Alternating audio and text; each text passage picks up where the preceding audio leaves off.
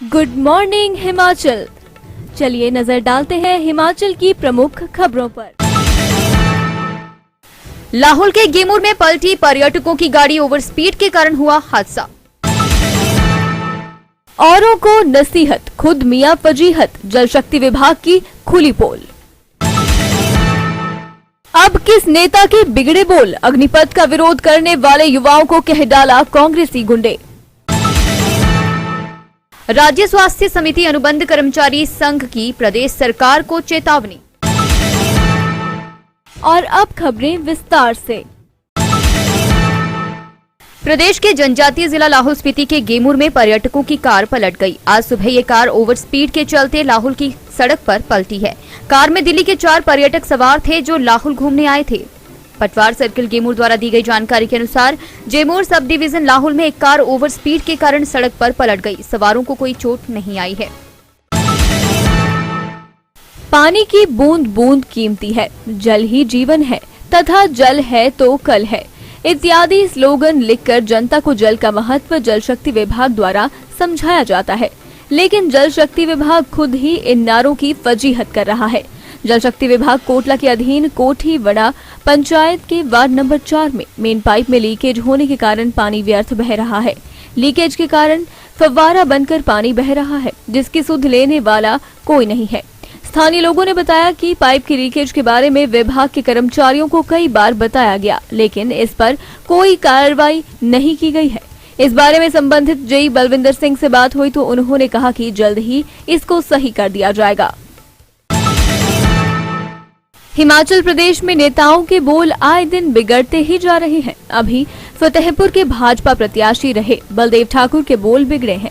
बलदेव ठाकुर ने अग्निपथ योजना का विरोध करने वाले युवाओं को कांग्रेस के गुंडे कह डाला। उन्होंने कहा कि अधिकतर युवा अग्निपथ योजना का समर्थन कर रहे हैं, लेकिन कुछ एक को कांग्रेसी नेता विरोध के लिए उकसाकर भाजपा की छवि को खराब करने में लगे हैं। बलदेव ठाकुर के इस बयान के बाद युवाओं में उनके प्रति रोष पनप गया है। अब युवाओं में भाजपा के अलावा फतेहपुर के भाजपा प्रत्याशी रहे बलदेव ठाकुर के खिलाफ भी रोष पनप गया है तथा युवाओं ने बलदेव ठाकुर का घेराव करने का मन बना लिया है।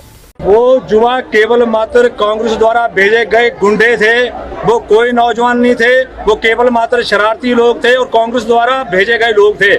उनको उस योजना से कोई लेना देना नहीं है। वो केवल मात्र इस को लेकर परेशान है कि जिस तरीके से दिन प्रतिदिन भारतीय जनता पार्टी की पूरे प्रदेश में लहर चल पड़ी है, उससे परेशान होकर उन्होंने गुंडे भेजे थे और उन्होंने ये सारा जो है उनका बात किया है। राज्य स्वास्थ्य समिति के अंतर्गत लगे कर्मचारी प्रदेश सरकार से खफा हैं। यह जानकारी नवनीत गुलेरिया, महासचिव राज्य स्वास्थ्य समिति अनुबंध कर्मचारी संघ जिला मंडी ने दी। उन्होंने प्रदेश सरकार को चेतावनी दी है कि 1 हफ्ते के अंदर अगर पॉलिसी ड्राफ्ट सरकार को नहीं भेजा गया तो राज्य स्वास्थ्य समिति के अंतर्गत लगे कर्मचारियों को मजबूर होकर आंदोलन करना पड़ेगा। पॉलिसी का ड्राफ्ट न बनने की वजह से कर्मचारियों में बहुत नाराजगी है। नवनीत गुलेरिया, महासचिव राज्य स्वास्थ्य समिति अनुबंध कर्मचारी संघ जिला मंडी।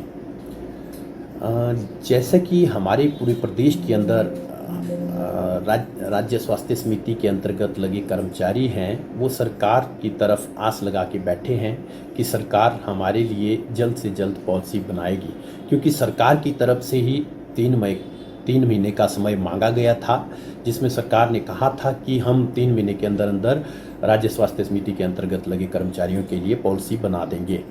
और यह अवधि 8 मई को पूरी हो चुकी है। उसके लिए सरकार ने एक शिकायत निवारण समिति का भी गठन किया था और 19 मई को समिति की बैठक हुई। समिति में यह की बैठक में प्रस्ताव को राज्य सरकार के पास भेजा जाना था, जिसमें हमारे NHM का जो ड्राफ्ट है वो सरकार को भेजना था उन्होंने, और वहाँ से कैबिनेट से स्वीकृति मिलनी थी। लेकिन 19 मई के बाद 2 कैबिनेटें हो चुकी है, कैबिनेट बैठक हो चुकी है, लेकिन अभी तक हमारा मामला सरकार के पास नहीं पहुंचा है। इससे हमारे जो राज्य स्वास्थ्य समिति के अंतर्गत लगे कर्मचारी हैं उनमें बहुत नाराजगी है। और मैं आपके माध्यम से प्रदेश सरकार को ये चेताना चाहता हूँ कि एक हफ्ते के अंदर अंदर इस ड्राफ्ट को हमारा एनएचएम प्रबंधन सरकार को भेजे।